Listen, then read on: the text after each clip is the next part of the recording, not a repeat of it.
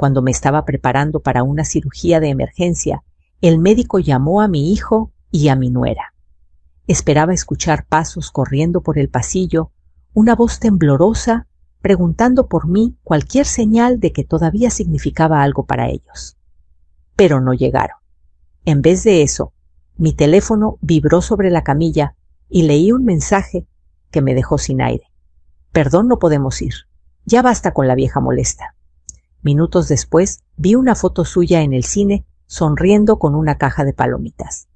Yo conectada a sueros y máquinas luchando por respirar. Ellos riendo. Después de eso, tomé una decisión. Una semana más tarde, escuché golpes en la puerta. Y todo cambió. Las luces del pasillo del hospital eran demasiado blancas, demasiado frías.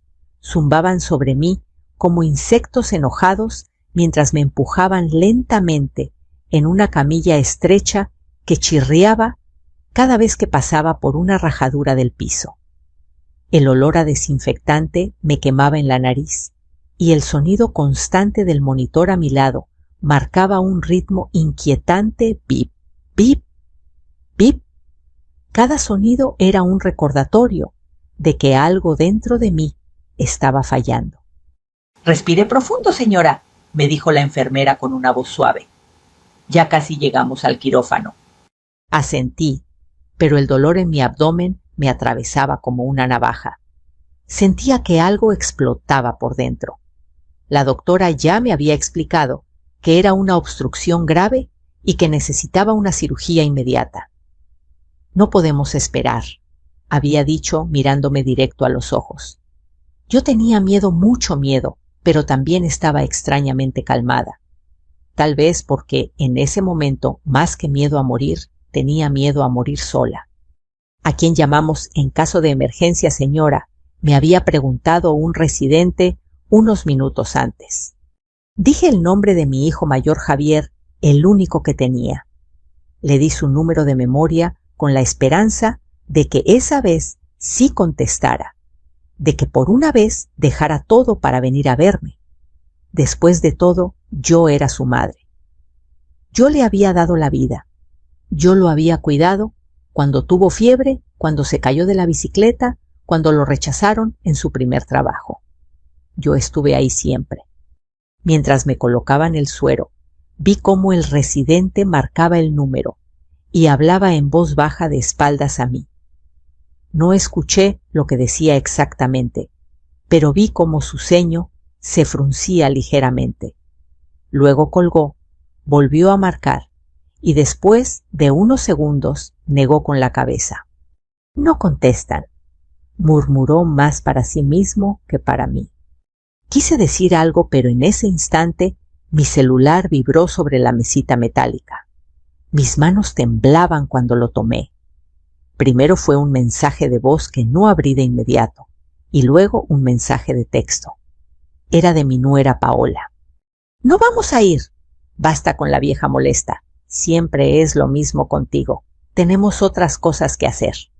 Sentí que el corazón se me detenía, no solo por el dolor físico, sino por algo mucho más profundo. La vieja molesta. Así me veía, así me llamaban. No mamá, no suegra, no señora. Solo una vieja molesta que estorbaba en su vida perfecta. Tragué saliva con dificultad y sin saber por qué abrí las redes sociales. Quizás por masoquismo, quizás porque mi mente aún se negaba a creer lo evidente. La pantalla se cargó lentamente y ahí estaban. Javier y Paola en el cine abrazados, posando frente a un cartel enorme de la película de moda. En la mano, una caja gigantesca de palomitas. Sus sonrisas eran amplias, despreocupadas, felices. La hora de la publicación hacía apenas 8 minutos. En la descripción, Paola había escrito: «Al fin una noche, sin dramas innecesarios.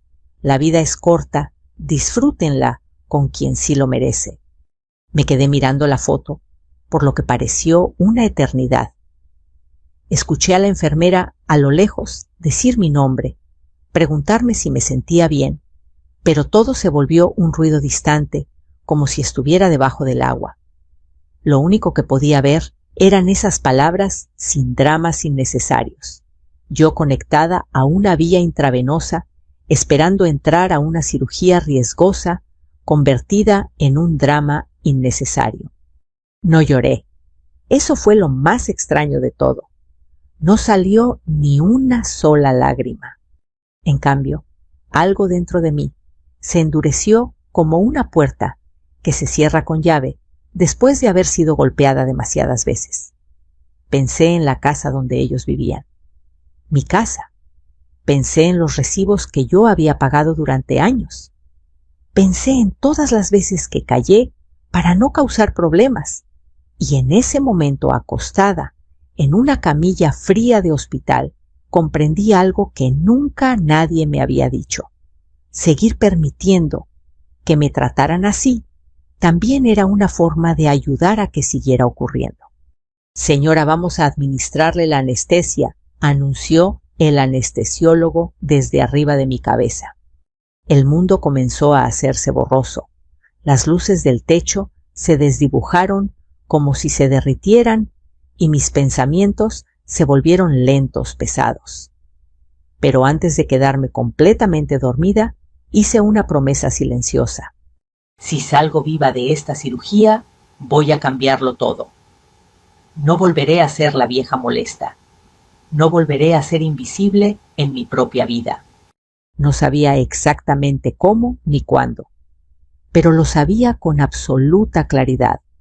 Y una semana después, cuando regresé a casa, aún débil, con los puntos frescos y el cuerpo adolorido, escuché golpes fuertes en la puerta. Los primeros golpes en la puerta resonaron como si alguien estuviera tratando de derribarla. No eran golpes suaves ni cuidadosos. Eran secos, desesperados, cargados de impaciencia y enojo. Yo estaba sentada en el sillón de la sala, envuelta en una cobija delgada, con una taza de manzanilla entre las manos. Mi cuerpo todavía dolía por la cirugía, y cada movimiento me recordaba que había estado a punto de no regresar jamás a ese lugar. ¡Mamá! ¡Abre la puerta! Escuché la voz de Javier del otro lado, más fuerte, más áspera de lo que recordaba. No me moví de inmediato. Miré a mi alrededor, a esa sala que durante más de 30 años había sido el corazón de mi hogar. El sillón café donde mi esposo y yo veíamos las noticias cada noche. La mesa de madera que él mismo había reparado tantas veces. La fotografía enmarcada de nuestra boda ligeramente inclinada sobre la pared. Todo eso seguía allí. Pero ya no se sentía como antes. Antes de que ellos llegaran a vivir aquí, esta casa tenía silencio, sí, pero era un silencio tranquilo. Un silencio de paz, no de miedo. Los golpes se hicieron más fuertes. «Sabemos que estás ahí», agregó Paola, con un tono agudo y cargado de impaciencia. Cerré los ojos por un momento y dejé que los recuerdos comenzaran a fluir como una vieja película que se reproduce nuevamente desde el principio. 3 años atrás, yo no era la mujer que ahora miraba esa puerta con la calma fría de quien ya no espera nada. 3 años atrás, era una viuda reciente, frágil, perdida. Habían pasado apenas unos meses desde que mi esposo Ernesto murió de un infarto fulminante mientras dormía. 38 años de matrimonio evaporados en una sola noche. Desperté junto a su cuerpo frío y el mundo se me vino abajo. Después del funeral, la casa se volvió tan grande que parecía tragarse mis pasos. Cada rincón tenía su voz, su risa, su olor. Yo caminaba de la cocina al cuarto y sentía que me observaban los recuerdos. La mesa con un solo plato, la cama con un solo cuerpo. El silencio que antes era tranquilo se volvió una tortura. Y fue justo en ese vacío cuando Javier volvió a entrar de lleno en mi vida. Mamá, no puedes estar sola aquí todo el tiempo, me dijo una tarde sentado frente a mí con una expresión que parecía preocupación. Esta casa es demasiado grande para una sola persona. Paola estaba a su lado, asintiendo lentamente, con esa sonrisa ensayada que siempre mostraba frente a los demás. Es por tu bien, suegra, agregó. Nosotros podríamos mudarnos aquí contigo. Así no estarás sola y nosotros ahorramos un poco en renta. En ese momento sonó como una bendición. Yo veía en ellos una solución a mi soledad. Pensé que tal vez la vida me estaba dando una segunda oportunidad de sentirme acompañada, de volver a escuchar risas en esa casa. Solo sería algo temporal, aclaró Javier, hasta que podamos reunir para un enganche y comprar nuestra propia casa. Temporal. Esa palabra me tranquilizó. Creí que serían unos meses, quizás un año. Me aferré a esa idea porque me daba la ilusión de control. Recuerdo perfectamente el día en que llegaron con sus maletas. 2 grandes bolsas negras llenas de ropa, una pequeña caja con libros, su televisor y un montón de bolsas de supermercado con cosas que, según ellos, habían comprado para compartir. Yo me esforcé por hacer una comida especial, frijoles recién hechos, arroz tortilla caliente y un pollo que había estado ahorrando para una ocasión importante. Esa era la ocasión. Pensé mi nueva vida como familia otra vez. Gracias, mamá, me dijo Javier ese día abrazándome. No sabes cuánto significa esto para nosotros. Y yo le creí. Durante las primeras semanas todo parecía funcionar. Paola limpiaba de vez en cuando. Javier me ayudaba a cargar las bolsas del mercado. Veíamos televisión juntos por las noches. Incluso llegamos a reírnos como en los viejos tiempos. Pero poco a poco algo empezó a cambiar. Las comidas comenzaron a ser cada vez más rápidas, más simples, más frías. Paola empezó a encerrarse con el celular en la recámara, que antes era la de invitados. Javier salía temprano y llegaba tarde con el pretexto del trabajo. Cuando yo intentaba contarles algo, cualquier cosa, una historia de Ernesto, una anécdota del pasado, Paola suspiraba con fastidio. Ay, suegra, usted siempre vive en el pasado, decía. Ya supere eso. Después vinieron los comentarios más directos. ¿Tiene que ver sus novelas a todo volumen?, me preguntaba Javier cuando yo encendía la televisión. ¿Otra vez va a invitar a sus amigas?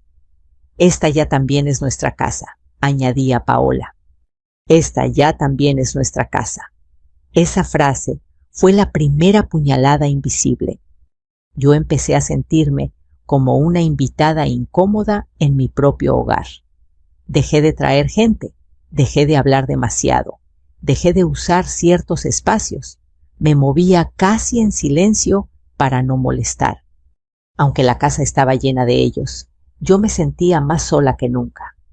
En cuanto al dinero, yo seguía pagando todo: luz, agua, gas, el predial.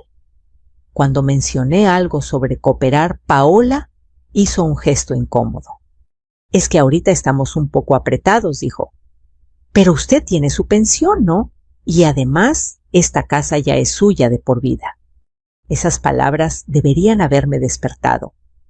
Pero en ese momento yo todavía era la madre que prefería sacrificarse antes que generar un conflicto con su hijo. Así que callé. Otra vez. Y mientras afuera los golpes en la puerta seguían resonando, entendí que todo había comenzado ese día. El día en que abrí esta puerta pensando que estaba invitando a mi familia, sin saber que poco a poco estaba entregando mi lugar en el mundo. Los golpes en la puerta seguían, pero ya no los escuchaba con miedo. Ahora eran apenas un eco lejano, mientras mi mente regresaba paso a paso a todos los momentos que me habían llevado hasta aquí. Cada recuerdo aparecía con más claridad, como si alguien hubiera encendido por fin una luz que llevaba apagada durante años. Después de que Javier y Paola se instalaron completamente en la casa, mi vida comenzó a reducirse en silencio. Sin darme cuenta, dejé de ser la dueña, para convertirme en una sombra. Caminaba con cuidado para no hacer ruido. Evitaba encender la televisión por la noche. Incluso empecé a comer más temprano para no estorbar cuando ellos querían ver una película o recibir visitas. Al principio, cada pequeño desprecio venía envuelto en algo que parecía una broma. «Ay, suegra, usted es muy sensible». «Relájese solo, estamos bromeando». Ya sabe que lo decimos con cariño. Pero yo escuchaba el tono. No había cariño en esas palabras, solo había fastidio. Una noche, mientras lavaba los platos, después de la cena, escuché que hablaban en la cocina creyendo que yo no estaba cerca. «Neta, tu mamá ya me harta», dijo Paola en voz baja pero clara. «Todo le duele todo, le molesta, todo quiere. Es una vieja molesta». Sentí que el mundo se detenía. «Pues, es mi mamá», respondió Javier sin convicción. «Sí, pero ya no es lo que era. Necesita entender que ya estorba», remató ella. Me quedé inmóvil con las manos dentro del agua jabonosa fría. No hice ningún ruido. No dije nada. Solo me quedé ahí, tragando el nudo que se me formó en la garganta. Ese día entendí que no se trataba de un mal momento, ni de estrés, ni de problemas de pareja. Se trataba de cómo realmente me veían como un estorbo. A partir de entonces, la palabra vieja empezó a aparecer más seguido, a veces disfrazada de chiste, a veces dicha con desprecio, a veces lanzada como una daga directa. «Cuidado, no hagas enojar a la vieja molesta», escuché que Paola le dijo una vez a una amiga riendo. Todas rieron, y yo también sonreí por fuera, porque eso era lo que había aprendido a hacer para sobrevivir. Sonreír, fingir que no dolía, fingir que todo estaba bien. Pero mi cuerpo no sabía fingir tan bien como yo. Comencé a enfermarme con más frecuencia, dolores de cabeza, constantes, un malestar en el estómago, que no se iba, presión en el pecho, que aparecía cuando escuchaba discutir a Javier y Paola. Las noches se volvieron interminables. Me despertaba a las 3 de la mañana, empapada en sudor, con la sensación de que algo terrible iba a pasar. Aún así no decía nada, porque cada vez que insinuaba que me sentía mal, la respuesta era casi la misma. «Ay, mamá, siempre estás quejándote. Seguro es tu imaginación. Eso les pasa a las personas de tu edad, no exageres». Personas de mi edad, como si mi edad me quitara el derecho a sentir, a preocuparme, a ser escuchada. Una tarde, después de ir sola al centro de salud, porque claro, nadie pudo acompañarme, el doctor me advirtió que algo no estaba bien. «Señora, sus niveles están muy alterados. Usted vive bajo demasiado estrés. ¿Tiene problemas en casa?», preguntó con genuina preocupación. Quise decirle la verdad, quise desahogarme, pero las palabras no salieron. Solo asentí y le dije que estaba cansada, que no había dormido bien. Me recetó medicamentos, me aconsejó descanso, tranquilidad, buena alimentación. Sonreí sin responder. ¿Cómo se suponía que iba a encontrar tranquilidad en una casa donde me sentía invisible? El día que todo empeoró, yo estaba sola en la cocina. Paola había salido con unas amigas y Javier, según él, estaba en el trabajo. Me incliné para recoger un trapo del suelo y de pronto un dolor insoportable me atravesó el abdomen. Sentí un calor intenso seguido de una punzada que me dejó sin aire. «Dios mío», murmuré agarrándome de la mesa para no caer. Intenté caminar hasta el sillón, pero las fuerzas se me fueron de golpe. Terminé sentada en el piso frío de la cocina durante no sé cuánto tiempo, respirando con dificultad viendo cómo el techo daba vueltas sobre mí. Con las últimas fuerzas que me quedaban, marqué el número de Javier. 1 vez, 2 veces, 3 veces. Nada. Después le envié un mensaje. Me siento muy mal. Creo que necesito ir al hospital. Pasaron 10 minutos, 20, 30. Finalmente respondió: ahorita no puedo, mamá. Estoy en algo importante. Si te sientes tan mal, llama a una ambulancia. Eso fue todo. Ni una palabra de ánimo, ni un ¿estás bien?, ni un voy para allá. Llamé a una vecina, doña Elvira, que a pesar de su propia edad, corrió hasta mi casa en cuanto escuchó mi voz entrecortada. Ella fue quien me llevó al hospital en su coche viejo, repitiendo todo el camino: no te preocupes, hija, aquí estoy yo, todo va a estar bien. Mientras yo apretaba los dientes para no gritar de dolor, algo comenzó a cambiar dentro de mí. Ya no era solo tristeza o decepción. Era una llama pequeña, tímida, pero nueva, una sensación de que aquello que me estaba ocurriendo no era justo. Y no solo no era justo, tampoco tenía que seguir aceptándolo. Al llegar al hospital, los médicos corrieron de inmediato. Las palabras urgencia, riesgo, cirugía inmediata pasaron frente a mí como letras borrosas.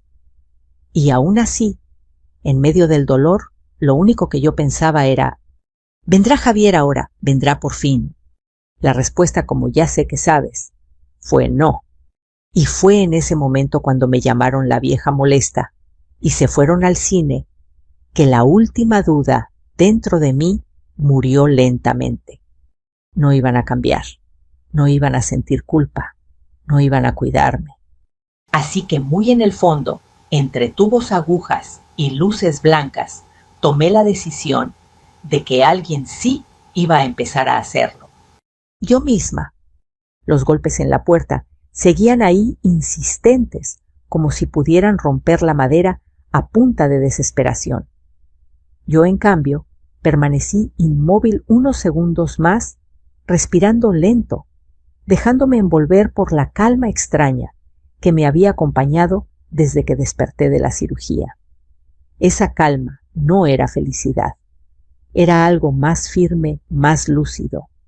Era la claridad que llega cuando, después de mucho dolor, por fin entiendes la verdad.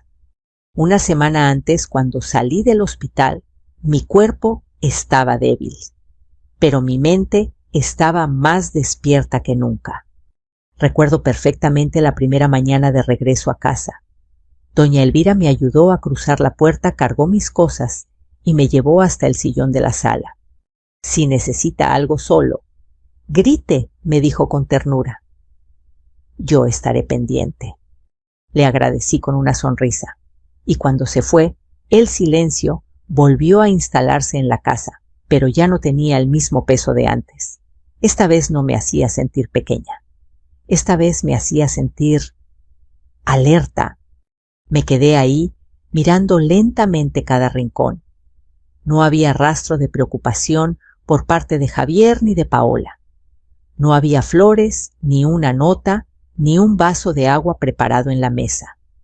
Tan solo las huellas de su paso por la casa, vasos sucios, cojines desacomodados, manchas sobre la mesa. Ni siquiera limpiaron, murmuré para mí misma. Pero extrañamente ya no sentía tristeza. Sentía algo más frío, más claro. Cada marca, cada objeto fuera de lugar era una prueba, una señal silenciosa de lo poco que me valoraban. Ese mismo día, temblando, aún por la debilidad, caminé hasta el cuarto donde guardaba una vieja caja de cartón bajo la cama. Dentro había documentos que casi nunca tocaba: la escritura de la casa, algunos estados de cuenta, papeles del seguro de Ernesto, mi acta de matrimonio, copias de mi credencial. Era como abrir un cofre de otra vida. Toqué la escritura de la casa como si fuera un objeto sagrado. Ahí estaba mi nombre, con tinta clara y firme: Rosario Martínez. solo el mío. No el de Javier, no el de Paola. La casa legalmente seguía siendo mía. Y en ese instante comprendí algo esencial. Ellos vivían allí porque yo lo había permitido. No porque tuvieran derecho. Yo había cedido por amor, por soledad, por miedo a enfrentar una nueva realidad, pero no porque la ley me obligara. Ese descubrimiento me atravesó como una corriente eléctrica. Esa tarde llamé a otra vecina, una mujer seria, pero de mirada amable, que solía ayudar a las señoras del barrio con trámites legales. Su nombre era Teresa y trabajaba en una notaría del centro. «Necesito asesoría», le dije con voz temblorosa. «Es algo delicado». Teresa no hizo preguntas por teléfono. Simplemente me pidió que acudiera al día siguiente, que llevara todos mis documentos. Y así lo hice, caminando despacio, con pasos cortos, pero con una determinación que no había sentido en años. En la notaría me explicaron cosas que jamás nadie me había dicho con claridad. Que yo tenía derecho a decidir sobre mis bienes. Que nadie podía obligarme a dejar mi casa. Que podía cambiar mi testamento en cualquier momento, siempre que estuviera en mis facultades mentales. «¿Usted entiende perfectamente lo que está haciendo?», me preguntó el notario mirándome fijamente. Más que nunca respondí sin dudar. Entonces comenzamos el proceso. Cambiar el testamento, quitar el nombre de mi hijo como heredero principal, designar a otras personas, incluir una cláusula especial para que la casa no pudiera ser vendida sin mi consentimiento mientras yo estuviera viva. Cada firma que puse en esos papeles fue una pequeña victoria, no contra ellos, sino contra el miedo que me había acompañado durante tanto tiempo. Pero todavía faltaba algo más. Llamé al banco. Solicité un nuevo estado de cuenta. Pedí cambiar contraseñas, revisar movimientos recientes. Descubrí cosas que me estremecieron. Gastos que no reconocía, retiros que yo jamás había hecho, pagos automáticos que nunca autoricé. Habían usado mi confianza como una chequera abierta. Con cada nueva información, mi decisión se hacía más sólida. Ya no solo se trataba de recuperar mi dignidad, ahora también necesitaba protegerme. Esa noche me senté frente al espejo del baño. Vi mis ojeras, mis canas, mi piel marcada por los años. Pero también vi algo nuevo en mis ojos. Ya no eran los de una mujer derrotada. Nunca más, me dije, nunca más voy a permitir que me llamen la vieja molesta. En los días que siguieron, me moví en silencio. No confronté a Javier. No discutí con Paola. Sonreí cuando regresaban tarde. Seguía actuando como siempre, mientras por dentro ya había cambiado por completo. Hasta que todo estuvo listo.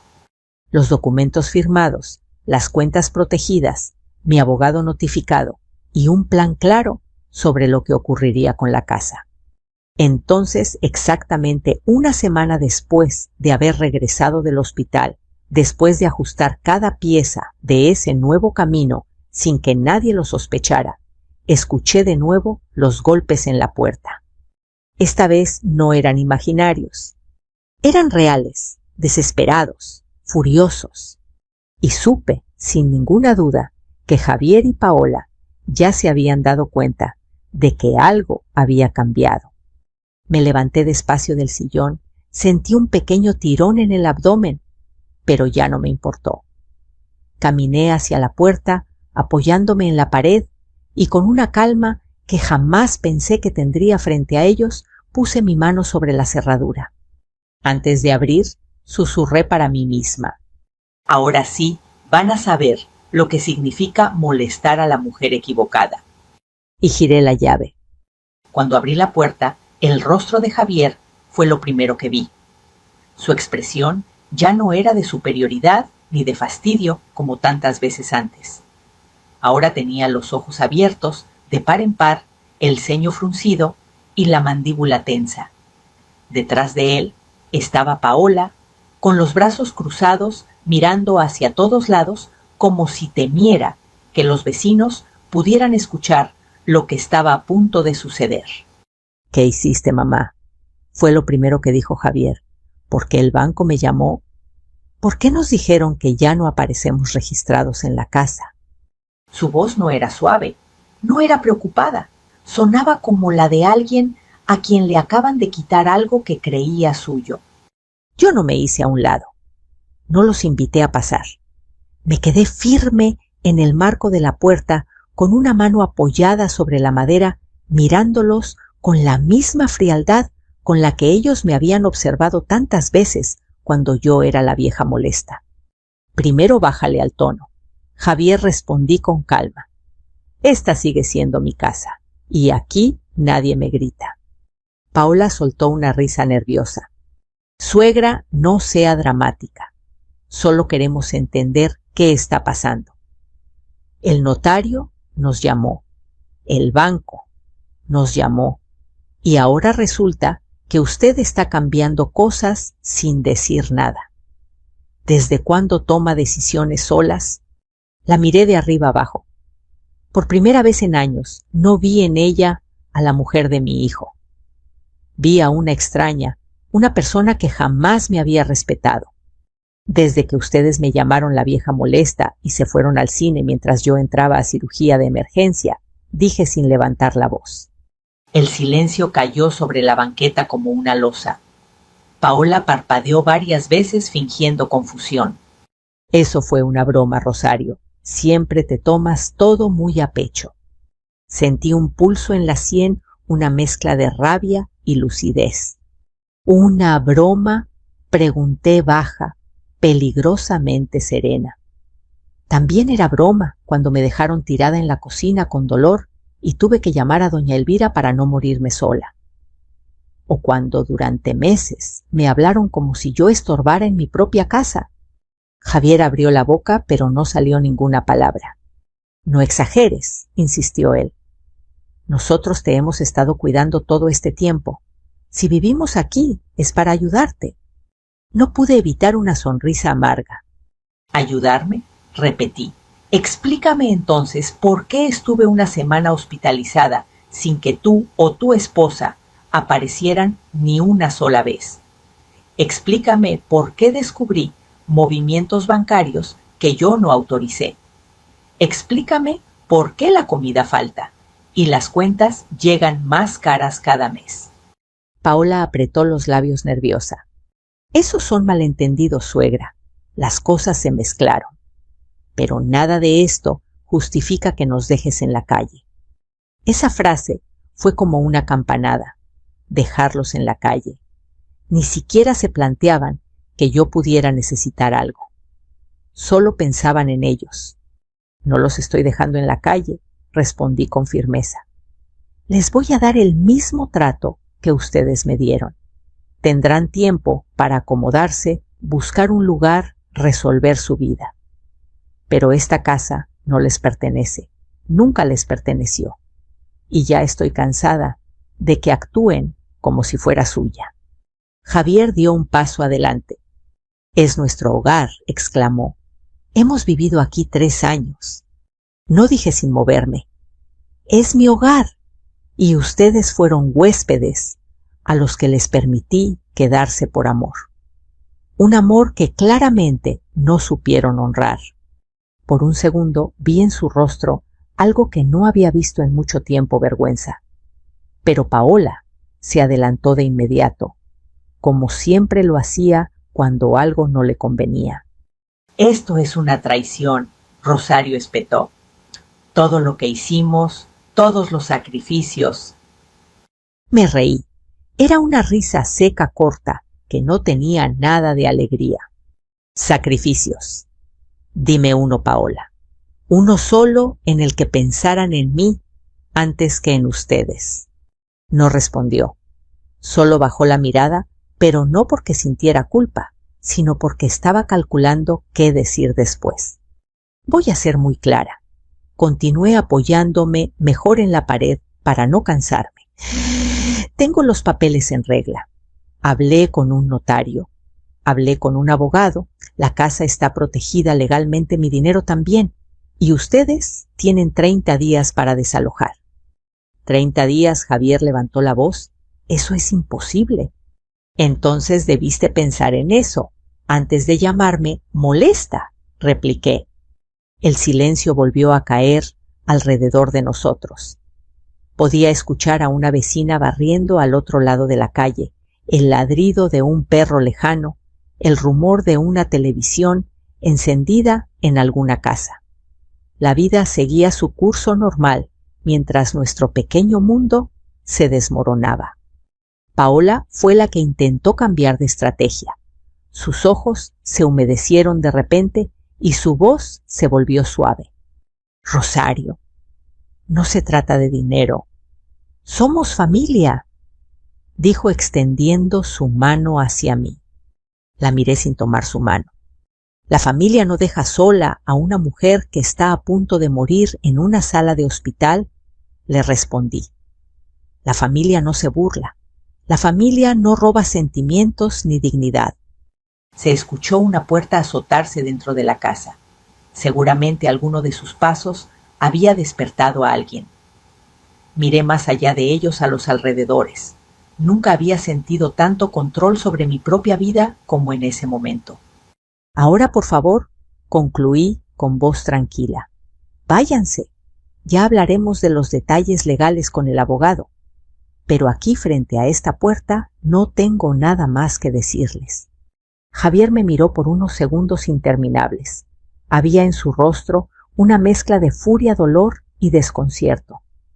Pero por primera vez en años, él no tenía poder sobre mí. Sin decir nada más, se dio la vuelta.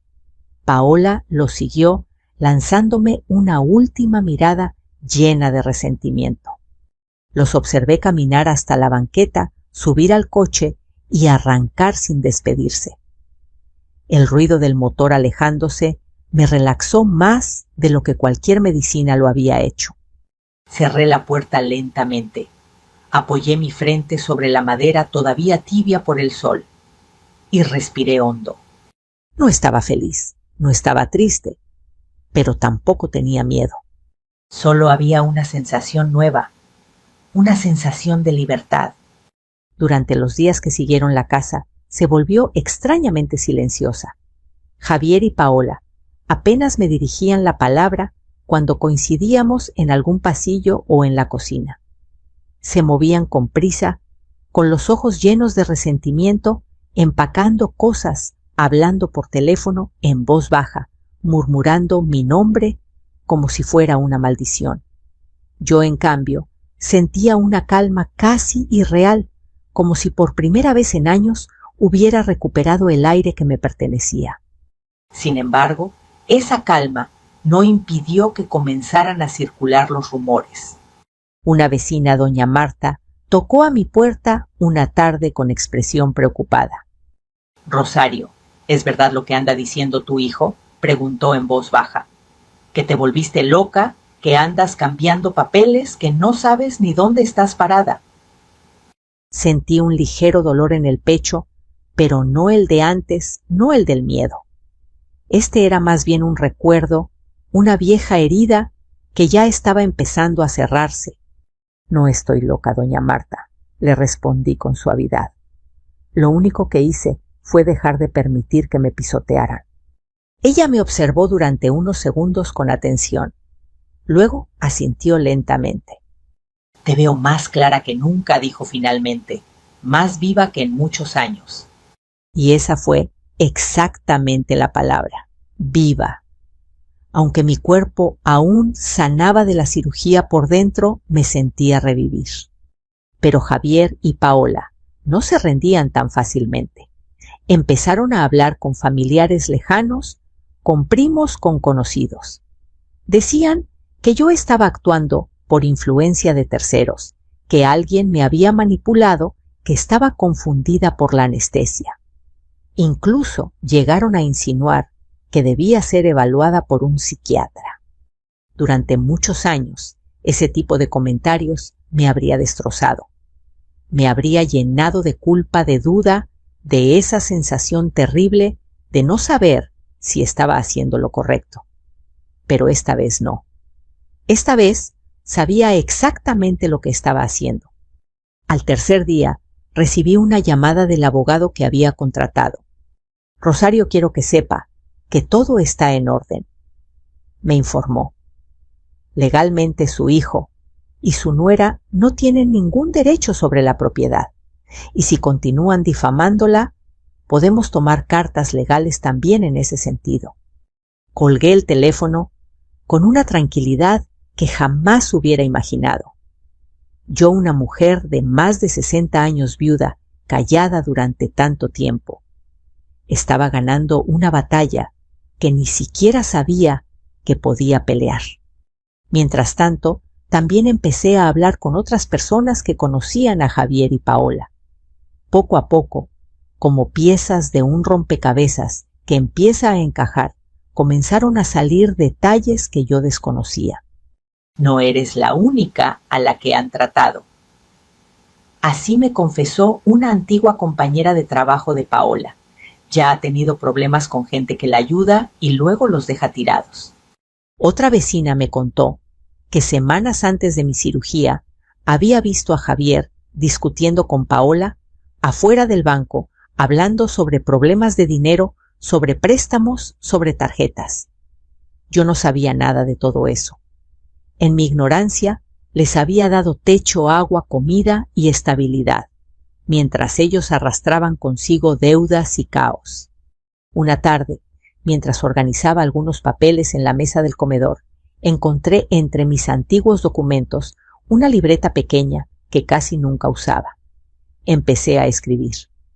Anoté cada detalle que recordaba, fechas, frases, escenas, momentos en los que me sentí humillada, ignorada, desplazada. No para venganza, no para enjuiciarlos ante el mundo, sino para no volver a olvidarme de mi propio valor. Cada palabra que escribía en ese cuaderno era un paso más lejos de la mujer que habían intentado convertir en la vieja molesta. Días después, escuché una conversación que terminó de abrirme los ojos. Javier y Paola, creyendo que yo dormía, hablaban en la sala. Todo salió de control, susurraba él. Si tan solo hubiera sido más cuidadosa. No me culpes, respondió ella tensa. Si tu mamá no fuera tan desconfiada, nada de esto pasaría. Ahora tenemos que buscar dónde irnos y nadie quiere rentarnos. En ese momento sentí algo inesperado. No alegría, no triunfo, sino una profunda claridad. Todo lo que estaba pasando era consecuencia directa de sus decisiones. Yo ya no era la causante de sus problemas. Ellos mismos habían sembrado ese destino. Pasaron los días y su actitud cambió otra vez.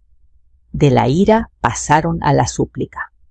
Mamá me decía Javier en un tono que casi parecía sincero. Piénsalo bien, somos tu única familia. ¿De verdad quieres quedarte sola? Lo miraba a los ojos, tratando de reconocer en ellos al niño que aprendió a caminar de mis manos, al adolescente que me pedía consejos cuando estaba confundido, al joven que juró que siempre me cuidaría. Pero ese hijo ya no estaba. En su lugar había un hombre adulto que solo pensaba en lo que perdía. No estoy sola, Javier, le respondí con calma. Estoy conmigo misma, y eso, créeme, es compañía suficiente. Su expresión se endurecía de nuevo como si no pudiera entender mis palabras. Los papeles oficiales llegaron una semana después. El aviso de desalojo, los términos finales, la fecha límite para abandonar la propiedad. Todo estaba escrito de forma clara, legal, inapelable. Cuando leyó el documento, Paola rompió en llanto. «Nos estás condenando», me dijo con voz temblorosa. Negué suavemente con la cabeza. «No, Paola. Sus decisiones fueron las que los llevaron hasta aquí.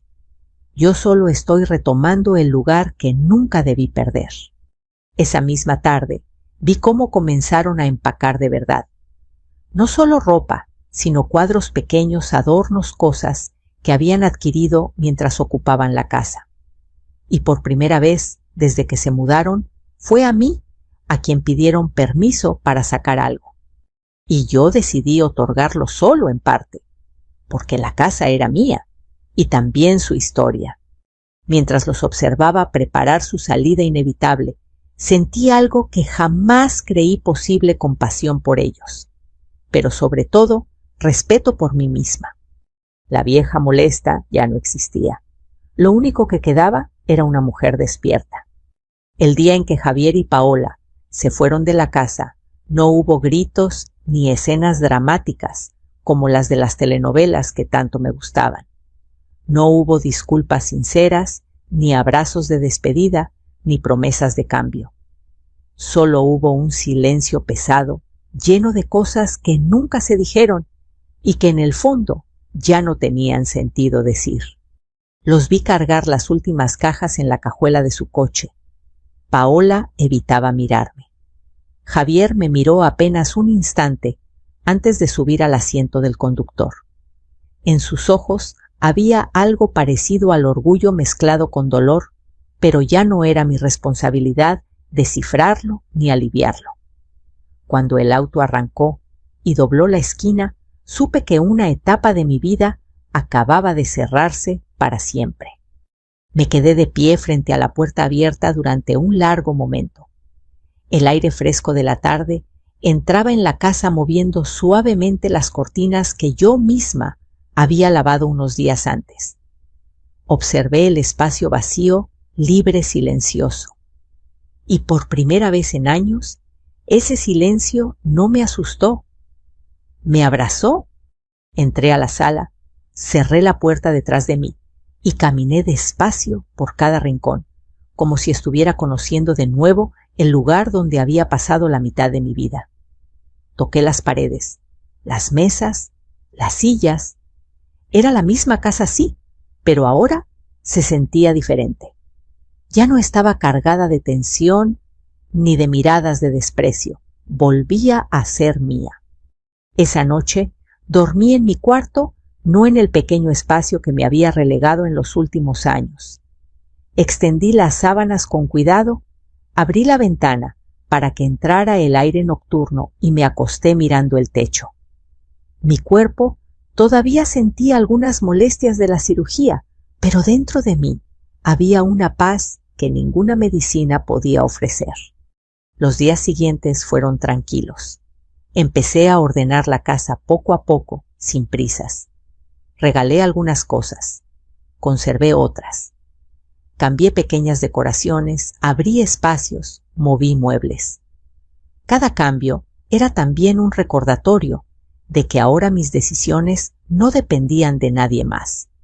Una tarde caminé hasta la iglesia del barrio, algo que no hacía desde hacía mucho tiempo.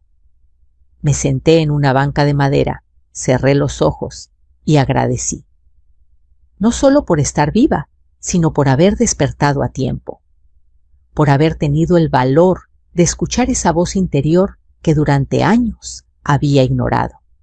Poco a poco, las personas comenzaron a volver a tocar mi puerta. Amigas que creían que yo ya no quería ver a nadie. Vecinas que me habían extrañado. Parientes que ahora entendían la verdad.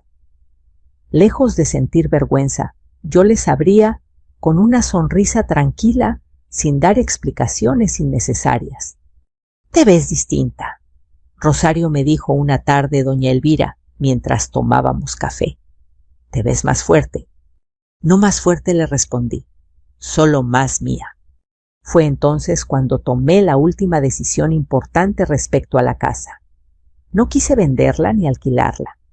Tampoco quería que volviera a convertirse en un lugar de dolor silencioso. Así que hablé con una trabajadora social del barrio y ofrecí una de las habitaciones a mujeres mayores que, como yo, habían sido desplazadas por sus propias familias, no para que dependieran de mí, sino para que pudiera ser para ellas un lugar temporal de refugio, de respeto, de voz. La primera en llegar fue Carmen. Tenía 70 años y había sido sacada de su casa por un hijo ingrato. Después llegó Julia viuda sin hijos, que había pasado meses durmiendo en el sillón de una sobrina que la trataba con desprecio. Poco a poco la casa volvió a llenarse, pero esta vez de conversaciones honestas, de risas suaves, de historias compartidas, de comprensión mutua. Cada una tenía su propio dolor, su propia historia de abandono o humillación.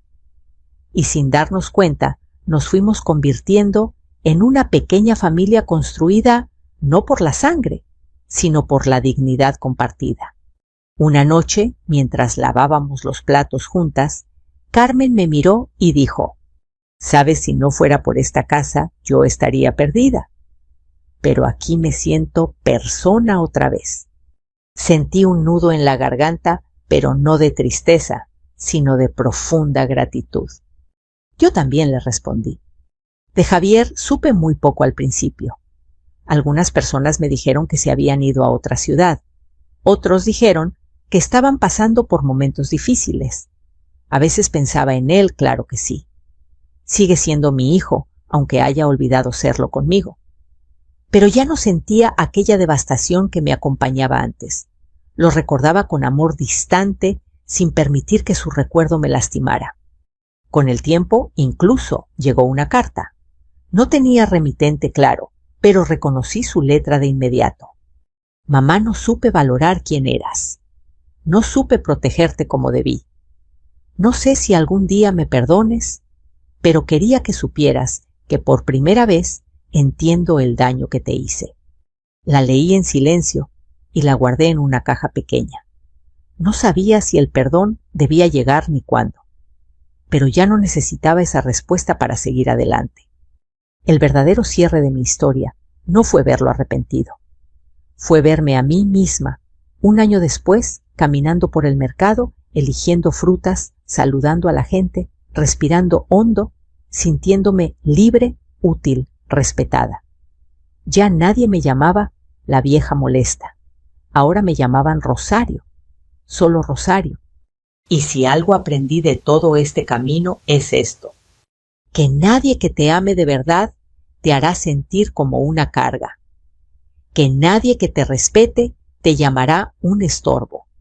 Y que sin importar la edad que tengas, siempre estás a tiempo de elegirte a ti misma. Si esta historia tocó tu corazón, si alguna vez alguien te hizo sentir invisible, molesto o sin valor, quiero leerte. Cuéntame en los comentarios desde qué lugar estás escuchando mi voz hoy y si hay algo que necesites soltar para volver a empezar. Tenemos muchas historias, más historias de dignidad, de fuerza, de segundas oportunidades. Suscríbete al canal para no perderte ninguna y acompáñame en este camino donde por fin aprendimos que nunca es tarde para volver a elegir la vida con respeto y amor propio. Gracias por escuchar mi historia. A las 6 en punto, cuando el cielo todavía era gris y el aire olía a tierra húmeda, comenzaron los gritos. Golpes secos, desesperados, contra mi puerta de madera, como puños furiosos queriendo arrancarla de sus bisagras. La voz de Paola, aguda, fuera de control, atravesaba la madrugada. «¡Ábreme ahora mismo, Estela! Sabemos que estás ahí». Detrás de su grito más grave y entrecortada, escuché la respiración de Mauricio, mi propio hijo. Sus pasos pesados sobre el porche parecían sacudir la casa entera. Ese sonido, que antes reconocía como familiar, hoy me resultaba extraño, casi amenazante. Yo permanecía inmóvil, con la mano apoyada en la pared fría del pasillo, sintiendo el latido desbocado de mi corazón subiendo hasta la garganta. La cerradura nueva, brillante, bajo la luz débil de la mañana, me devolvía una imagen distinta. Por primera vez en meses, algo de esta casa volvía a depender de mí. Ellos ya no tenían llaves. Yo se las había quitado todas la noche anterior. «¡Se acabó tu tiempo!», rugió Mauricio al otro lado. «Abre ahora, o voy a tirar esta puerta abajo». Un escalofrío me recorrió la espalda. Durante un instante el miedo quiso tomar el control. Pero entonces una voz dentro de mí, serena, firme, que no me pertenecía, pero me sostuvo, susurró: «Déjame, Estela, yo me encargo». Tragué saliva, respiré hondo, y mis manos temblando, pero decididas, se posaron sobre el picaporte, listas para abrir si era necesario. «¡Del otro lado!» Dejaron de gritar. El aire pareció congelarse. Sabía que me estaban observando, conteniendo la respiración, esperando algo. Tal vez esperaban que yo volviera a ser la mujer sumisa que obedecía sin preguntar. Tal vez todavía creían que podían controlarme. Pero para entender cómo llegué a cambiar las cerraduras de la casa que yo misma construí junto a mi esposo, debo llevarlos 3 meses atrás, a un momento en que todavía creía que la familia era un refugio, y no una trampa disfrazada de amor. 3 meses antes, mi casa era un espacio silencioso. Después de la muerte de Ernesto, mi esposo, la vida quedó suspendida en cada rincón, como el polvo que flotaba en los rayos de sol de la mañana. Yo caminaba despacio por los pasillos, tocando las paredes, los muebles, recordando su voz, su risa, la forma en que dejaba sus lentes sobre la mesita cada noche. Todas las mañanas preparaba café de olla solo para mí. Dejaba que la radio antigua murmurara canciones viejas, esas que Ernesto solía tararear mientras leía el periódico.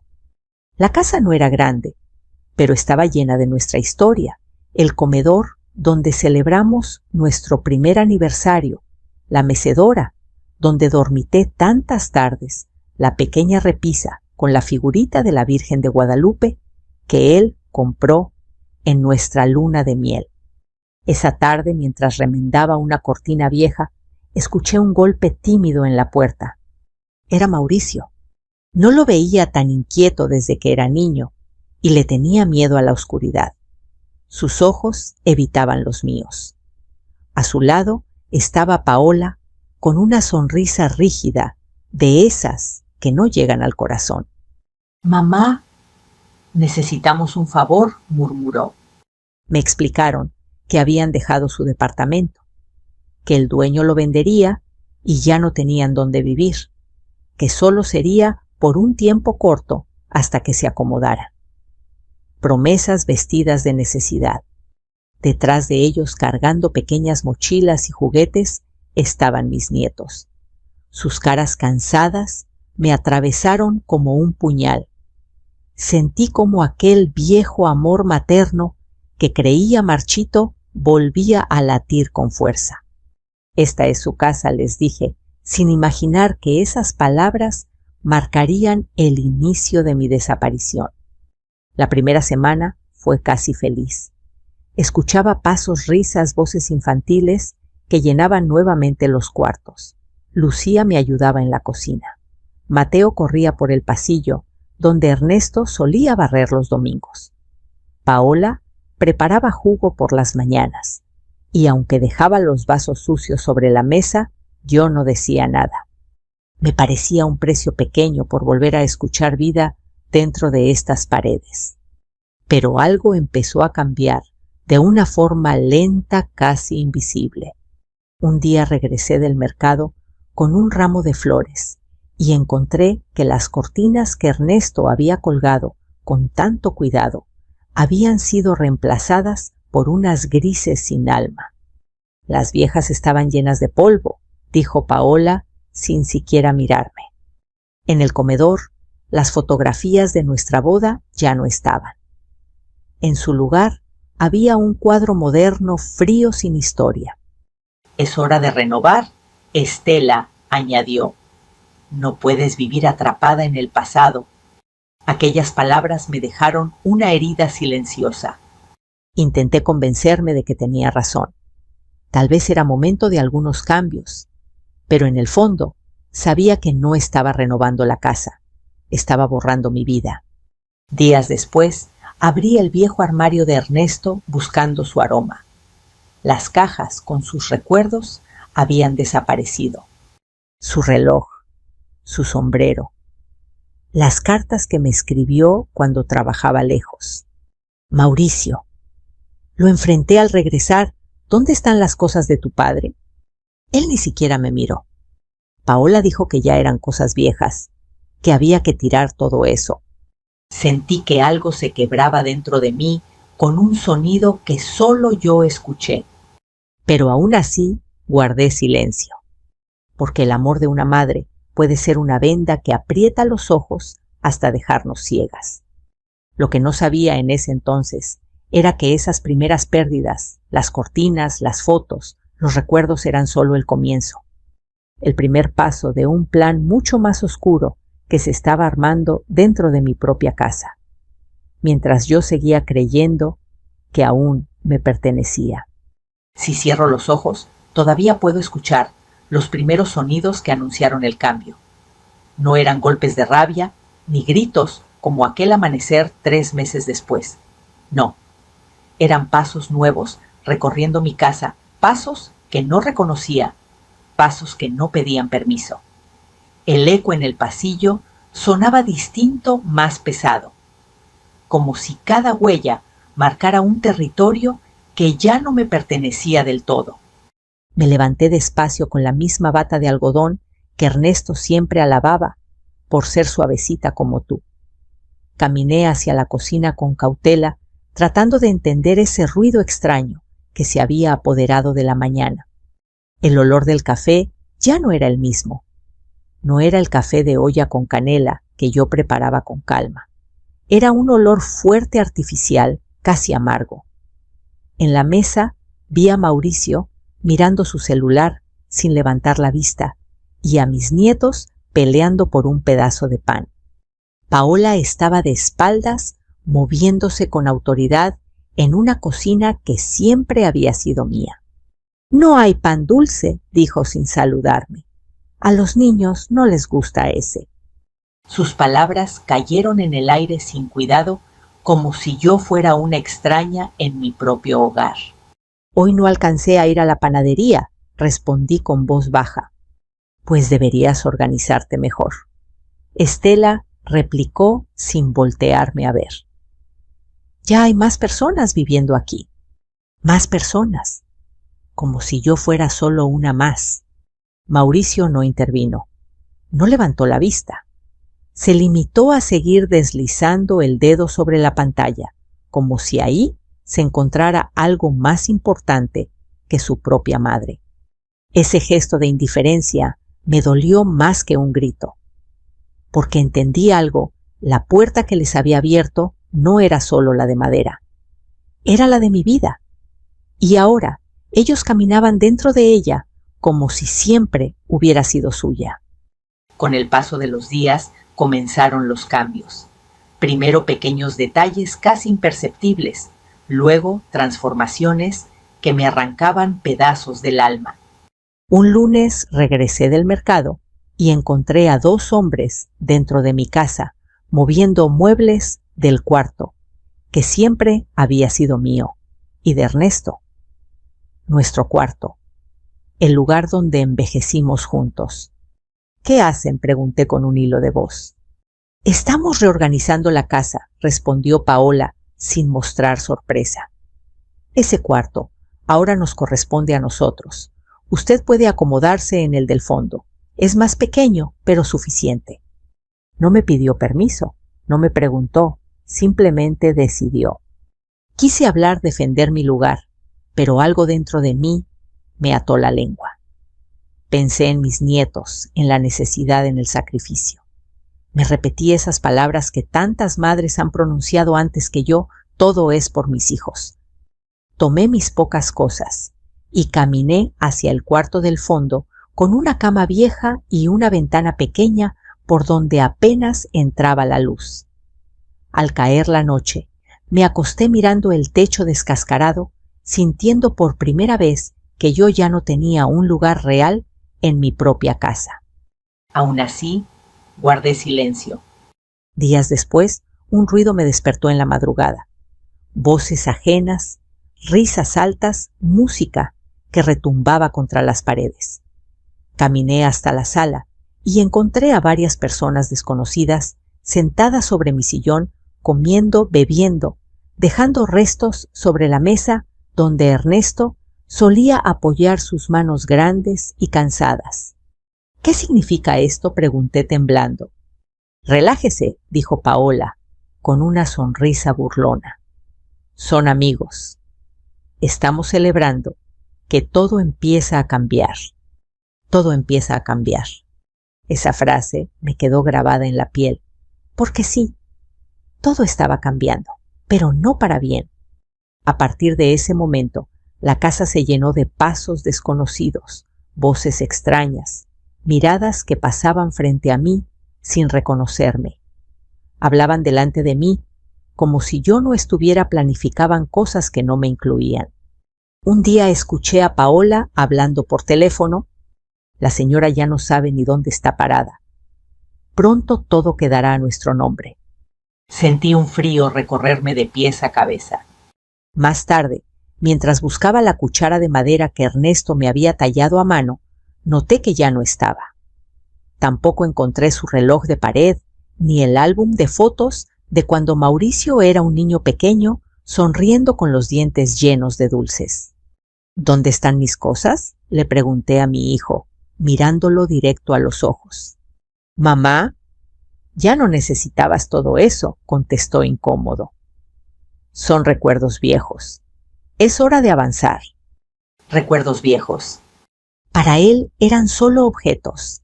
Para mí eran mi historia completa. Esa misma tarde vi una publicación en internet. Paola estaba vendiendo mi mesa. La mesa que había pertenecido a mi madre. La mesa donde Ernesto y yo compartimos cientos de comidas. En la descripción decía, antigua estilo vintage, excelente estado. Mi vida convertida en un anuncio.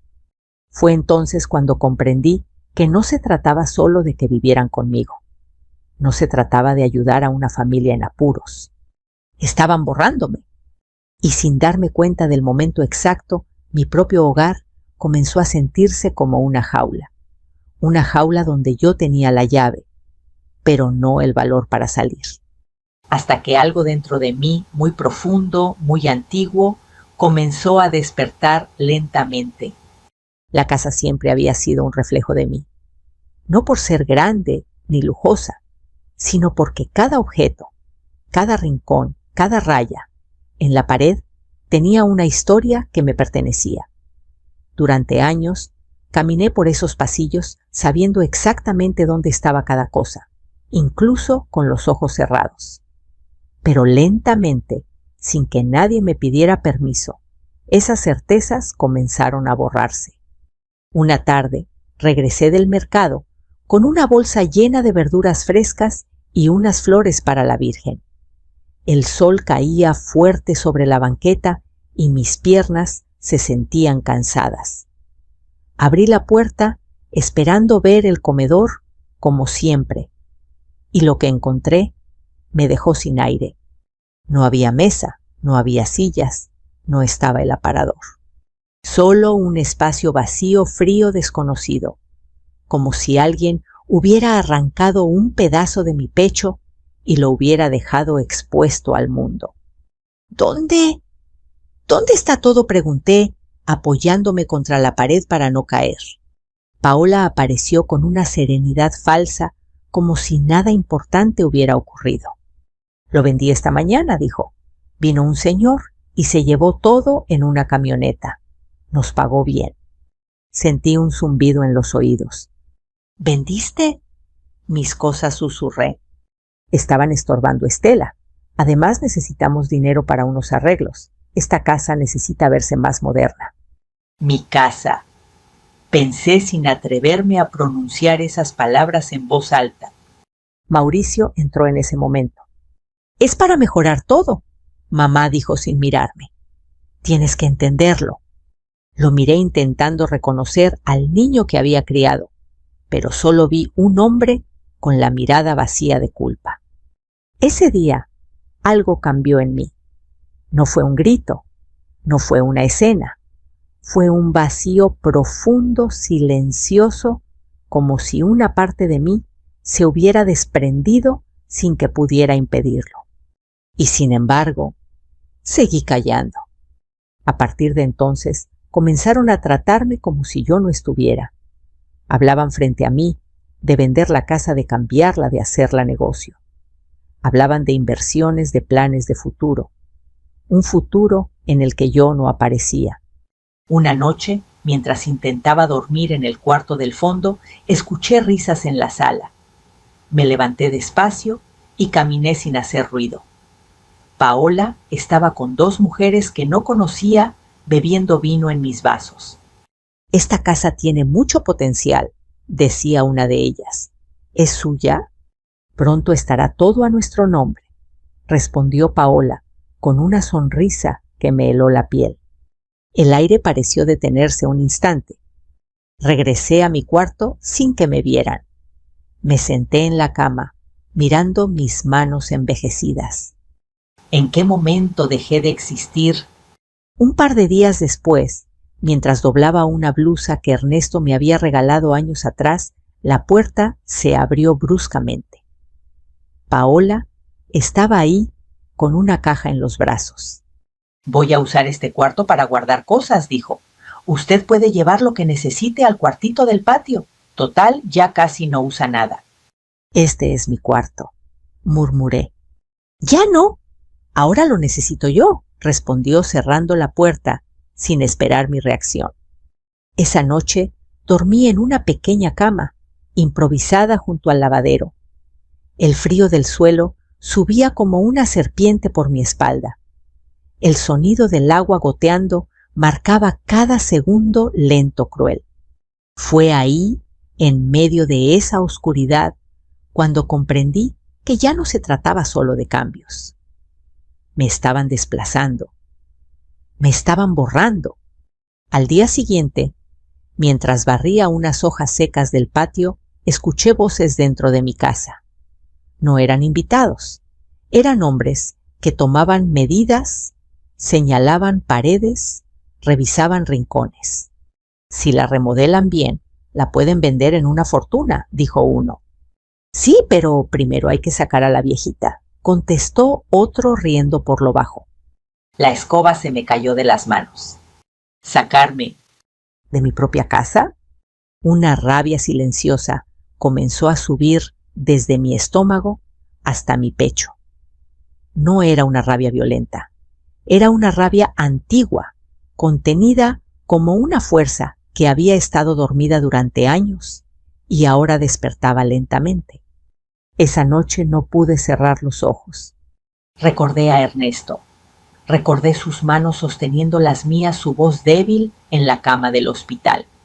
«Si algún día alguien intenta quitarte lo que construimos», me dijo entonces, «no llores, Estela.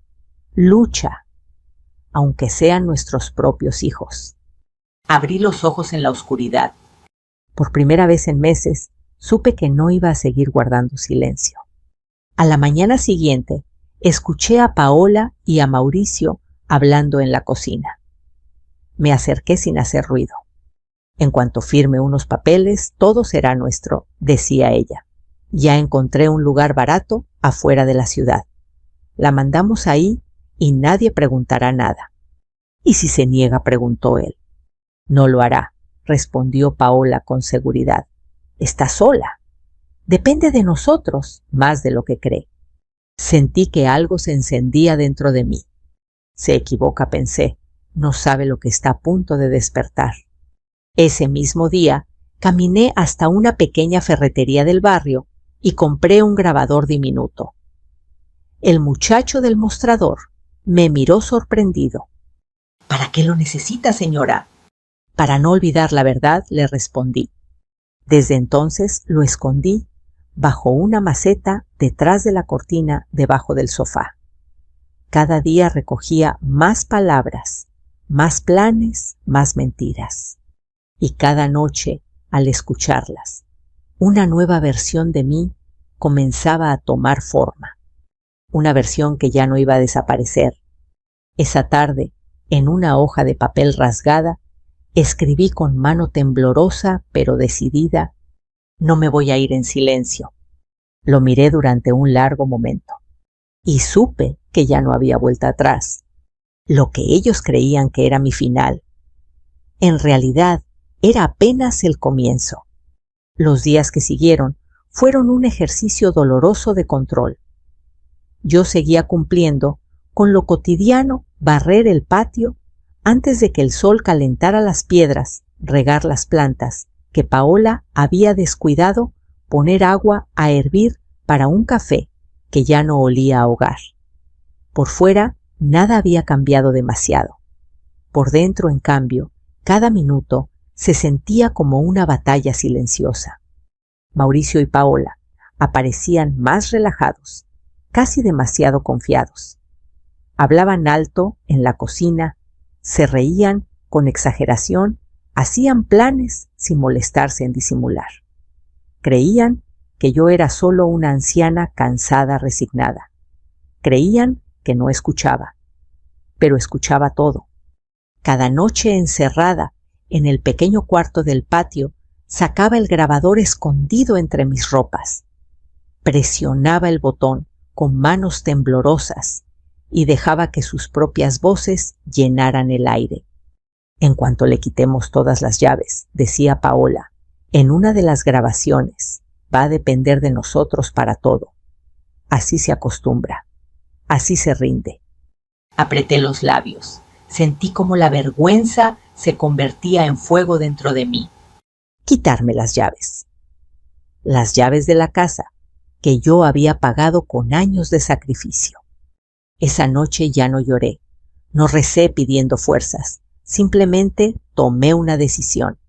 Si ellos planeaban quitarme las llaves, yo me adelantaría. 2 días después, esperé a que salieran. Dijeron que iban al mercado, que volverían en unas horas. Tan pronto sus pasos desaparecieron de la banqueta, tomé mi bolso, me cubrí los hombros con un suéter y caminé hasta la ferretería del barrio. Don Héctor, el cerrajero de toda la vida, estaba detrás del mostrador lijando un pedazo de metal. «Doña Estela», dijo al verme, «¿necesita algo?». Lo miré con una seriedad que hasta a mí me sorprendió. «Necesito que cambie todas las cerraduras de mi casa, hoy mismo, pero sin que nadie se entere». Levantó la vista lentamente. «¿Está segura su familia vive ahí con usted?». No respondí firme. «Yo vivo ahí. Ellos solo están pasando». Hubo un instante de duda en su rostro. Luego asintió con respeto. «Pásenme su dirección. Y no se preocupe, lo haremos por la parte de atrás para que nadie nos vea». Regresé a casa con el corazón acelerado. Cada ruido en la calle me parecía una amenaza. Cada sombra parecía anunciar su regreso anticipado. Pero no volvieron a tiempo. Don Héctor llegó poco después con su caja de herramientas. Trabajó con rapidez en un silencio lleno de comprensión, sin hacer preguntas que no necesitaban respuestas. Su presencia no era la de un salvador ni un héroe. Era la de un hombre que entendía que a veces la justicia más grande se construye sin testigos. Cambió la cerradura principal, luego la de la puerta trasera. Por último, la pequeña puerta del cuarto, donde yo había sido confinada. Al terminar, extendió su mano y me entregó un pequeño manojo de llaves nuevas. «A partir de ahora», dijo, «estas son las únicas que existen». Las tomé como quien recibe un talismán, como quien recupera un pedazo de sí misma. «Gracias», susurré. «No me dé las gracias a mí», respondió. «Agradézcase a usted por no rendirse». Cuando se fue, me senté un momento en una silla vieja y observé la casa en silencio. No era una casa perfecta. Tenía paredes desgastadas, la pintura descascarada en algunos rincones, pero seguía siendo mía. Y más importante aún, yo seguía dentro de ella. Escuché entonces el sonido que temía. Un auto deteniéndose afuera. Voces familiares. la puerta moviéndose.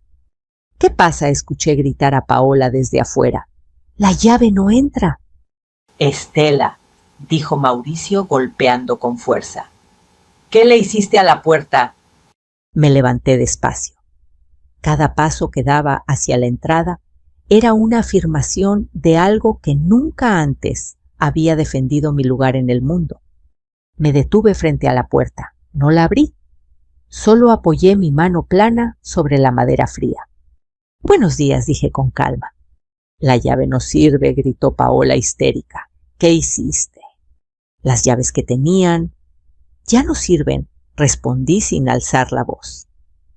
A partir de hoy, esta puerta solo responde a mí. Del otro lado ya no se escuchaban gritos, solo respiraciones agitadas, pasos desordenados, un golpe seco como cuando algo cae de una mano temblorosa. —¿Cómo que a ti? —murmuró Mauricio. —Esta es nuestra casa. No respondí con firmeza. Esta casa siempre fue mía, solo que ustedes me hicieron olvidarlo por un tiempo, pero ya no.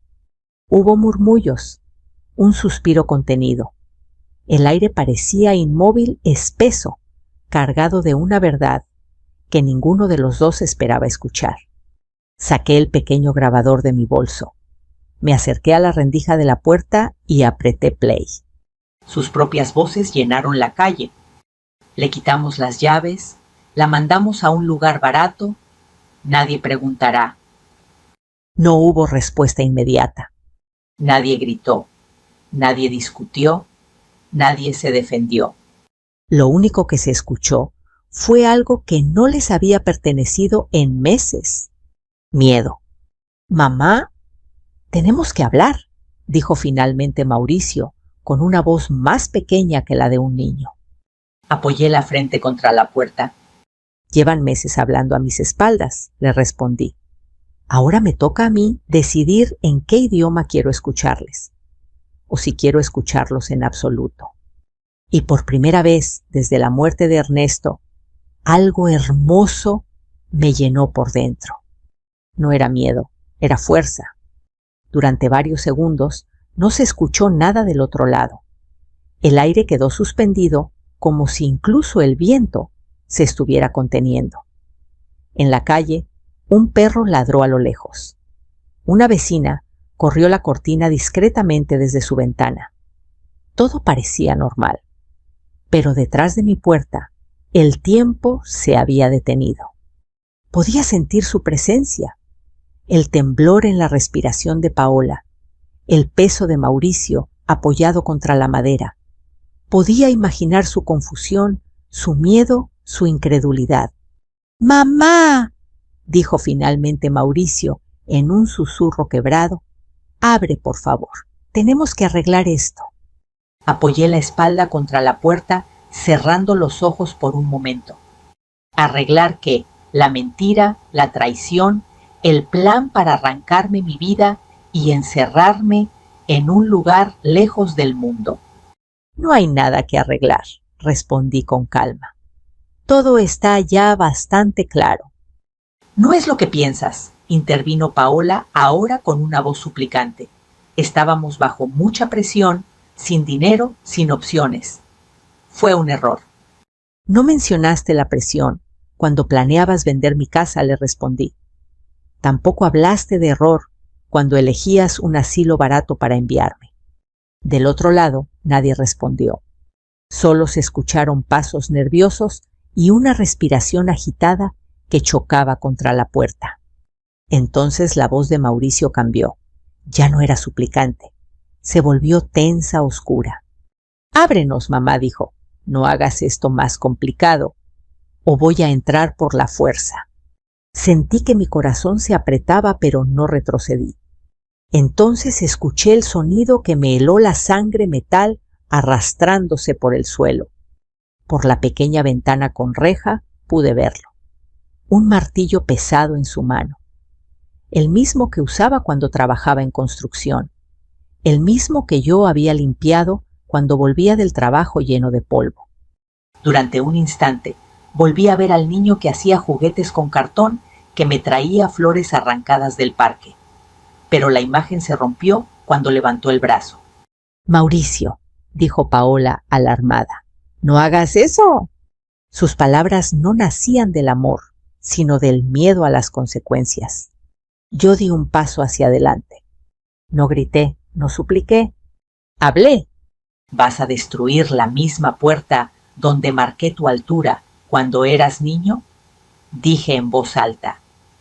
¿Vas a romper la casa que te vio crecer solo porque ya no puedes controlarme? Su brazo quedó suspendido en el aire. Esta puerta no es solo madera, continué. Está hecha de cada desayuno que te preparé de cada noche. En vela, cuidándote de cada lágrima que derramé cuando te caías. Si la rompes, no será la casa la que se quiebre. Será lo último que quede de nosotros.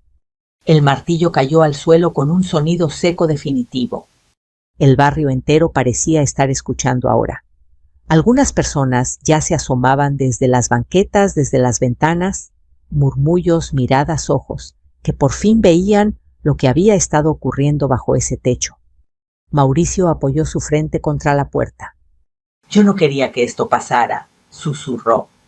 Pero dejaste que pasara, le respondí sin dureza, sin gritar. Y eso también es una elección. Entonces supe que había llegado el momento de decir lo que había callado durante meses. Escuchen bien, dije, levantando la voz con calma, sin temblor. Durante meses me quitaron mi lugar, mis cosas, mi dignidad. Planearon sacarme de mi propia casa y borrar mi existencia. Pero ese tiempo se terminó. Del otro lado nadie se atrevió a interrumpirme. Tienen una hora, continué. Una sola hora para recoger lo que realmente les pertenece, su ropa, sus papeles, nada más. Después de eso, no vuelvan jamás. ¿Y los niños?, preguntó Paola con un hilo de voz. Los niños siempre tendrán un lugar en mi corazón, respondí. Ustedes, ya no. Se escuchó un leve sollozo, pero no respondí a él. Di un paso atrás. Abrí finalmente la puerta. La luz de la mañana me tocó el rostro como una bendición. El aire me llenó los pulmones con una libertad que ya casi había olvidado que existía. Frente a mí estaba mi hijo, derrotado, encogido, sin poder alguno. Lo miré y no vi a un monstruo. Vi a un hombre que eligió mal y a una madre que decidió no dejarse destruir. No entres como dueño, le dije. Entra solo a llevarte lo que trajiste, nada más. Asintió sin hablar. Mientras pasaban frente a mí, sentí algo inesperado. No era odio. Era un profundo dolor por lo que pudo ser y nunca fue. Pero también sentí otra cosa más poderosa aún. Respeto por mí misma. Y supe que lo más difícil aún no había pasado, porque ahora tendría que aprender a vivir con el vacío que deja una traición, sin permitir que ese vacío vuelva a convertirse en una prisión. Los pasos de Mauricio y Paola resonaban dentro de la casa como sonidos extraños ajenos. Cada vez que pasaban por un pasillo, parecía que el aire cambiaba de temperatura. Caminaban sin hablar, sin mirarse, evitando mis ojos, como si el simple hecho de cruzar mi mirada pudiera quemarlos. Los niños estaban detrás de ellos. Daniela evitaba llorar, pero sus labios temblaban. El pequeño Tomás no entendía del todo, solo apretaba su mochila con fuerza. «Vengan, mis amores», dije con suavidad, extendiendo las manos. «No tengan miedo». Ellos avanzaron lentamente. Cuando Daniela me abrazó, toda la fuerza que yo había contenido durante meses se derrumbó dentro de mí, pero no afuera. Afuera seguí en pie. «¡Abuela!», susurró, llamándome inconscientemente Dani, con su voz pequeñita. «¿Nos vamos para siempre?». Le aparté suavemente el cabello de la frente. «No para siempre, mi cielo, pero ahora mamá y papá tienen que irse. No porque ustedes hicieron algo malo, sino porque los adultos tomamos decisiones y algunas rompen cosas que no se pueden reparar. Ella asintió sin entender del todo, pero confiando en mí como siempre lo hacía. Paola observaba la escena con una mezcla de culpa y enojo silencioso. Mauricio ni siquiera se atrevía a acercarse. «Tienen 45 minutos», repetí sin elevar la voz. «Después de eso, esta casa volverá a ser solo mía». Caminaron hacia las habitaciones. Escuché cómo arrastraban mochilas, cómo abrían cajones, cómo tomaban cosas apresuradamente. Cada sonido era el eco de una invasión que por fin llegaba a su final. Me senté en una silla de la cocina. Miré mis manos. Estaban arrugadas, manchadas por los años, pero firmes. Recordé el día en que Mauricio nació. Lo cargué contra mi pecho sudorosa, llorando de emoción, prometiéndole protegerlo por siempre. Nunca imaginé que tendría que protegerme de él. Los objetos que sacaban no me daban rabia, ya no. Lo que me dolía era saber que lo más valioso que alguna vez tuve, su amor limpio, su respeto, ya no existía. Y quizás nunca volvió a existir desde hacía mucho tiempo. Pasaron 30 minutos, luego 40. La primera en regresar fue Paola, cargando 2 bolsas grandes. Me dejó las llaves sobre la mesa sin atreverse a mirarme. «Aquí están», murmuró apenas. «No eran mías», respondí. «Eran de esta casa y ya no las necesita». Mauricio apareció detrás de ella. Tenía los ojos hinchados. Caminó hacia la entrada, luego se detuvo frente a mí. «Mamá», dijo con voz quebrada. «Si yo pudiera retroceder el tiempo». «No puedes», lo interrumpí suavemente, «pero sí puedes aprender de lo que has hecho». Levantó la mirada. «¿Nunca me vas a volver a hablar?» Por un momento sentí el impulso de abrazarlo, apretarlo contra mí como cuando era niño, protegerlo una última vez, mentirme una vez más. Pero no lo hice. «Hoy necesito aprender a vivir sin ti», le respondí. «Si algún día vuelves a ser el hombre que yo crié, tal vez ese día podamos hablar». Él asintió lentamente y entendí que esa era su verdadera despedida. Daniela soltó mi mano, me dio un beso en la mejilla. «Te quiero, abue». «Y yo a ti, mi cielo, siempre». Tomás solo me miró en silencio. Los vi salir por la puerta que tantas veces abrió para recibirlos con amor, y que ahora se cerraba para proteger lo que quedaba de mí. Esperé, conté hasta 10 y la cerré. El ruido de la cerradura girando en su nuevo lugar fue diferente. No era un sonido de miedo, era un sonido de liberación. Me quedé un momento apoyada en la madera, con la frente fría contra ella. Mis piernas querían doblarse, mi pecho pesaba, pero algo en mí se sentía más ligero que en meses. Caminé lentamente por la casa. Toqué las paredes, las mesas, las sillas. Mi casa. Mi espacio. Mi vida. Había marcas que no desaparecerían, un rayón aquí, una pintura distinta allá. Pero también había algo nuevo que nacía desde dentro, respeto propio. Y en medio de todo, un silencio diferente, no vacío, sino limpio. Esa misma tarde, tomé una cubeta, un trapo viejo y 1 litro de pintura color durazno. El mismo tono que había elegido con mi esposo hace tantos años. Comencé por la pared del comedor. Cada pincelada era un acto de resistencia. Cada mancha de pintura en mis brazos, una prueba de que seguía viva. Encendí la radio, un bolero antiguo sonó en la cocina. Y ahí, entre la pintura, la música y los recuerdos, empecé a reconstruirme. No como madre, no como esposa, sino como mujer. Esa noche, mientras cenaba sola, el teléfono vibró. Era un mensaje. Abuela, soy Dani. Solo quería decirte que no te tengo miedo, que te amo y que algún día quiero ser fuerte como tú. Mis ojos se humedecieron, pero esta vez sonreí. Porque supe que a pesar de todo algo bueno había salido de esa herida. Me limpié las manos, caminé hacia la ventana abierta y miré el cielo oscurecer lentamente. Y en lo más profundo de mi pecho pensé, tal vez hoy me quedé sola, pero ya no estoy vacía.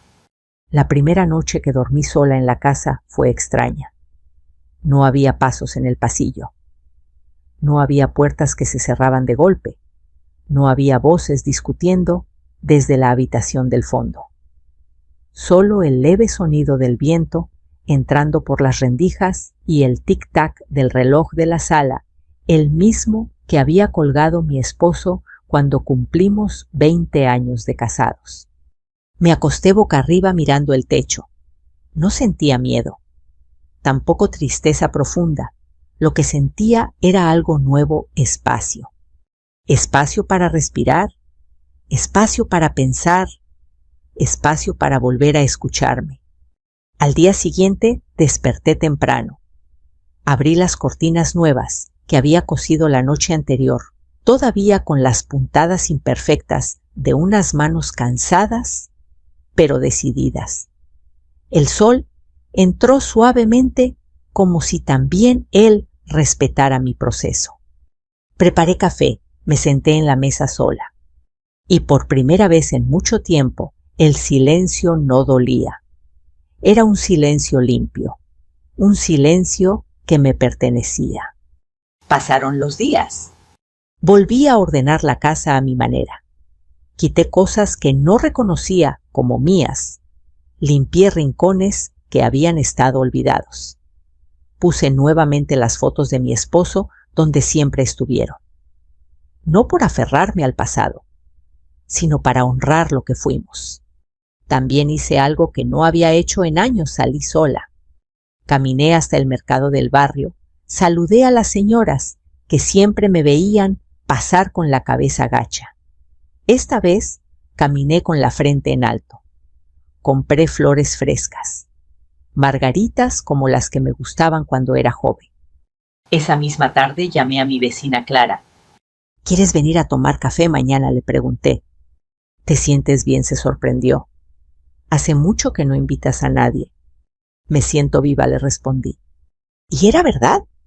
Durante años, sin darme cuenta, dejé que mi mundo se hiciera pequeño. Primero por amor, luego por costumbre y finalmente por miedo a estar sola.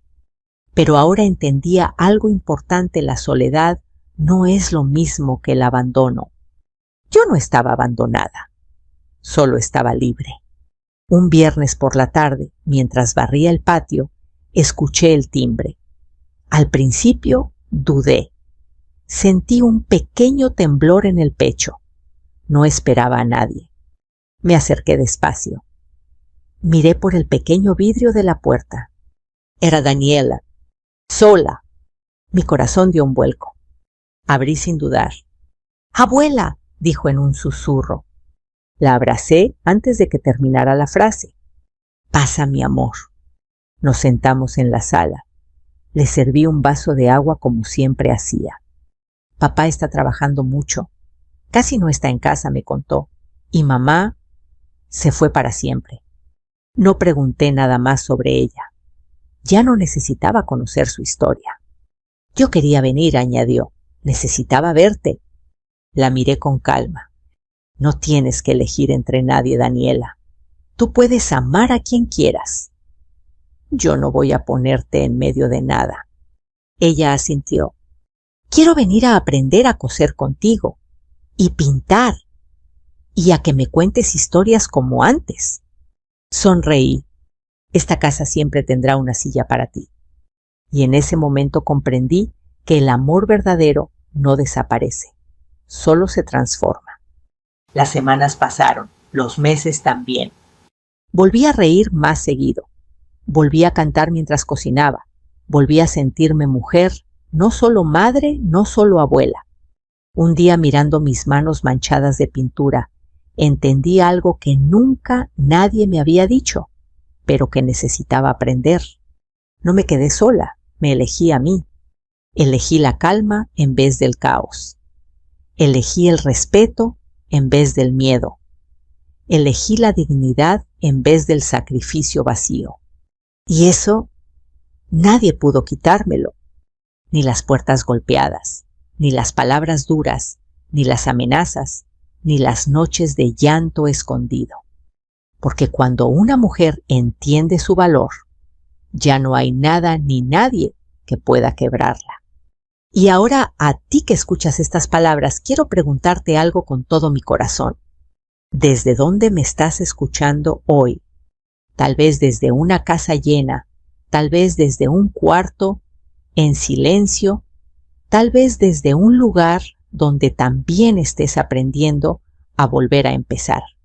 Si algo de esta historia tocó tu interior, si en algún punto te reconociste, si alguna vez tuviste que poner límites para salvarte, déjamelo saber en los comentarios. Quiero leerte.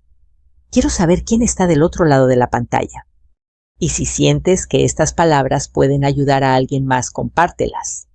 Aquí seguimos juntos compartiendo historias que nos recuerdan que la dignidad, el amor propio y la verdad siempre encuentran su camino.